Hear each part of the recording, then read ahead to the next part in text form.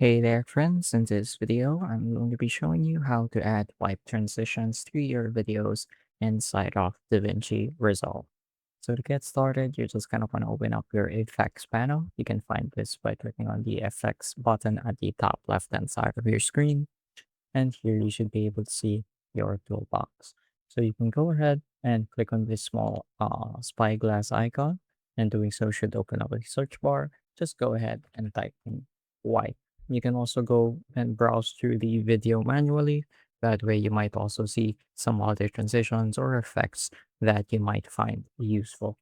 So you're going to see a lot of choices that you're going to be able to choose from. You have your fusion transitions, which are a bit more animated than your regular transitions. But in this case, I'm going to be showing you how to add simple wipe transitions and change their characteristics a little.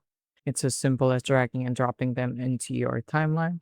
Just make sure that you have some excess footage to work with.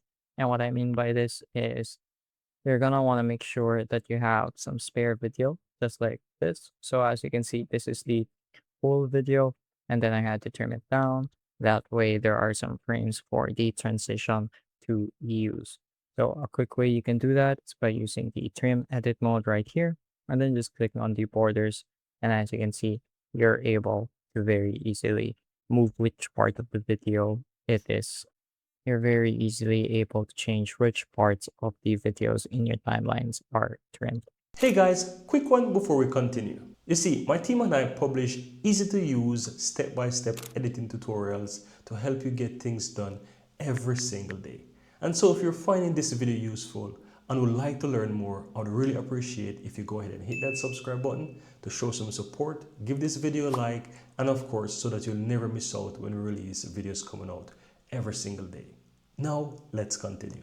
So now that we have the timeline and our transition, if you go ahead and left click on it, you should be able to see some options here in the inspector panel at the top right hand side of your screen. You're going to be able to change some things such as the duration, how many frames, as well as the angle and the border, whether you want to add a border or not, and even the transition curve. So the transition curve is just how soon or how fast the transition is.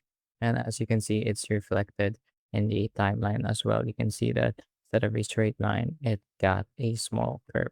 So this is just a nice thing if you want to make it feel a little more natural by increasing or decreasing the speed of the curve.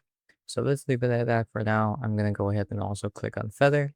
And what feather does is it will make the border of your white very smooth.